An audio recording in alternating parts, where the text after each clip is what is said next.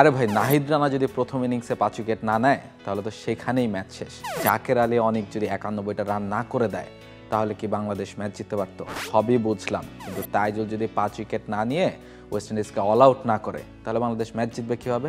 সকাল থেকে এই তিনজনের মধ্যে কে সবচেয়ে ভ্যালুয়েবল, কে সবচেয়ে বড় পারফর্মার, সেটা নিয়ে আলোচনা চলছেই। আপনি তিনজনের পক্ষে যুক্তি দেখাতে পারেন, তিনজনের পক্ষে সমান যুক্তি সবারই রয়েছে। তবে ম্যান অফ দ্য ম্যাচের পুরস্কারটা গেছে শেষ পর্যন্ত তাইজুল ইসলামের পক্ষে। তবে আপনার চোখে কিংবা আমার চোখে সবচেয়ে ভ্যালুয়েবল প্লেয়ার কে, সেটাই একটু জানার বা বোঝার চেষ্টা করি। প্রথমে যেটা বলছিলাম যে নাহিদ রানা যদি ফার্স্ট ইনিংসে 5টা উইকেট না নিতেন তাহলে তো বাংলাদেশ সেখানেই ম্যাচ থেকে ছিটকে যায়। প্রথম টেস্টে যেমন চিত্র হয়েছিল, প্রথম টেস্টে বাংলাদেশ ম্যাচে ঘুরেই দাঁড়াতে পারেনি বা একেবারে ম্যাচ থেকে ছিটকে গিয়েছিল, সেরকমই একটা সম্ভাবনা কিন্তু সেকেন্ড টেস্টেও ছিল। কারণ প্রথম ইনিংসে বাংলাদেশ দল মাত্র 164 রানে অল আউট হয়ে যায়। তারপরে যে সেই রান করেও যে ওয়েস্ট ইন্ডিজের সাথে লিড নেওয়া সম্ভব, সেটা তো একমাত্র হয়েছে নাহিদ রানার কারণে। একের পর এক গতির ঝড় তুলেছেন তিনি, 5টা উইকেট নিয়েছেন, ক্যারিয়ারের প্রথম ফাইফার, বাংলাদেশকে লিড এনে দিয়েছেন এই রানের পরেও।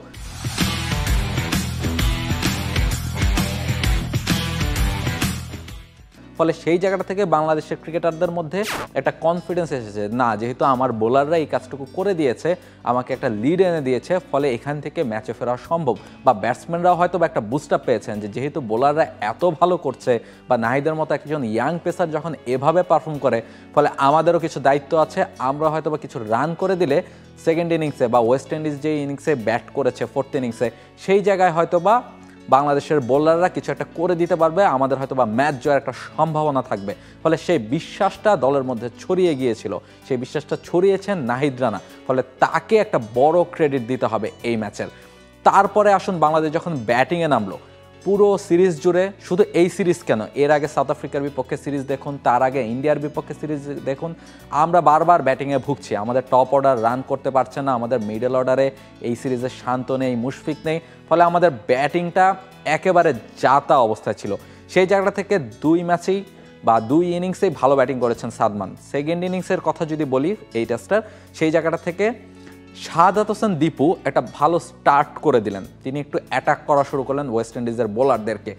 তারপর জাকের আলী অনেক শেষ মুহূর্তে এসে, যখন তার সাথে কেউ ছিল না, সেভাবে কোনো পার্টনারশিপ করার মতো প্রপার ব্যাটসম্যান তিনি পান নাই, তাইজুলকে নিয়ে অনেকটা সময় ব্যাটিং করতে হয়েছে তাকে। ফলে সেই জায়গাটা থেকে তার জন্য খুব কঠিন ছিল সেই জায়গায় রান করা, তাকে দ্রুত রান করতে হতো, কারণ তাকে সঙ্গ দেওয়ার মতো আর কেউ ছিল না। সেই জায়গাটা থেকে জাকের আলী অনেক নিজের মাত্র 3rd টেস্ট খেলতে নেমেছেন। এর আগে 2টা টেস্ট খেলেছেন, 2টা টেস্টে হাফ সেঞ্চুরি আছে এবং এই টেস্টেও হাফ সেঞ্চুরি করলেন। এবার আবার শুধু হাফ সেঞ্চুরি না, 91 রানের একটা ইনিংস খেলেন। আক্ষেপ থাকতে পারে যে সেঞ্চুরিটা মিস করেছেন, তবে জাকেরের বোধহয় একেবারে আক্ষেপ নেই, কারণ জাকেরের যে 91 রানের ইনিংস, সেইটাই আসলে ম্যাচের মোমেন্টাম পুরোপুরি চেঞ্জ করে দিয়েছে।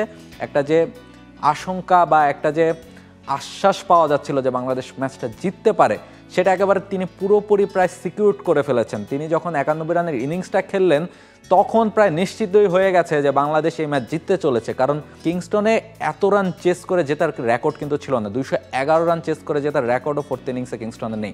ফলে ওয়েস্ট ইন্ডিজের ব্যাটারদের যে খুব কষ্ট হবে বা বাংলাদেশের বোলাররা যে গুড এনাফ, সেটা একেবারে মোটামুটি নিশ্চিতভাবেই বলা যাচ্ছিল। এরপরে বাংলাদেশের বোলারদের তো কাজটা করতে হতো, বুঝলাম ব্যাটাররা রান করে দিয়ে গেছেন, বড় একটা টার্গেট দিয়েছেন, ফোর্থ ইনিংসে কাজটা করা কঠিন। তবে এরকম সিচুয়েশন তো বাংলাদেশ এর আগেও অনেকবার ক্রিয়েট করেছে। এর আগে আমরা ঘরের মাঠেই দেখেছি ওয়েস্ট ইন্ডিজের কাছে এরকম বড় টার্গেট দিয়েও বাংলাদেশ দলকে হারতে হয়েছে।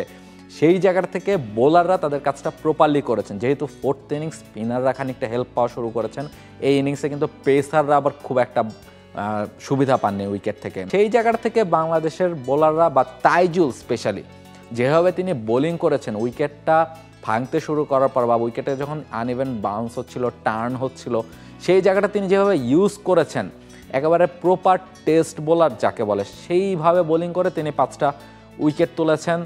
তার ফাইফার টেস্ট ক্রিকেটে তিনি যেই কাজটা নিয়মিত করেন, প্রায় প্রতিটা টেস্টেই তিনি যেন 5 উইকেট পান।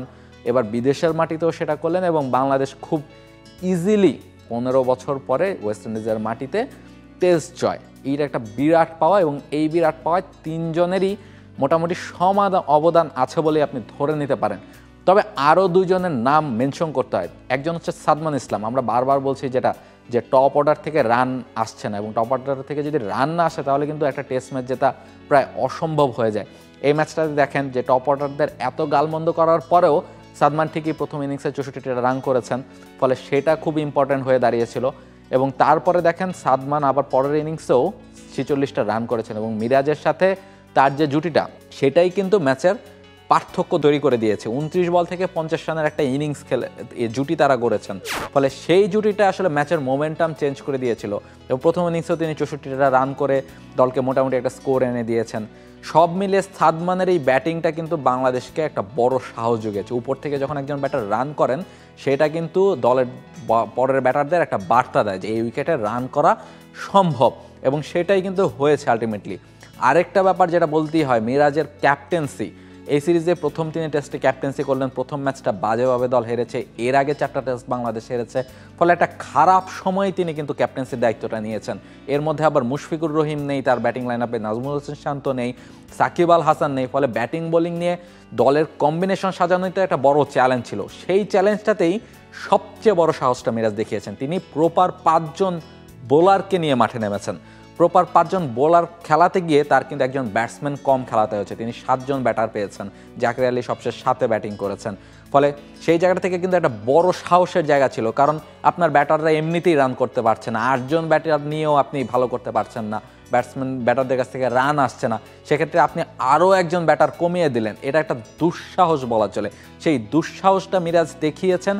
তার কথা ছিল যে আমাকে 5 জন বোলার নিয়ে খেলতে হবে যেন আমি প্রতিপক্ষের 20টা উইকেট নিতে পারি, এবং সেই কাজটাই হয়েছে। তার বোলাররা প্রতিপক্ষের 20টা উইকেট এনে দিয়েছেন। এক ইনিংসে পেসাররা এনে দিয়েছেন, অন্য ইনিংসে স্পিনাররা এনে দিয়েছেন, তিনি নিজেও ভালো ব্যাটিং বোলিং করেছেন, ফলে সব মিলিয়ে প্রতিপক্ষের উপর একটা প্রেশার ক্রিয়েট করা গেছে।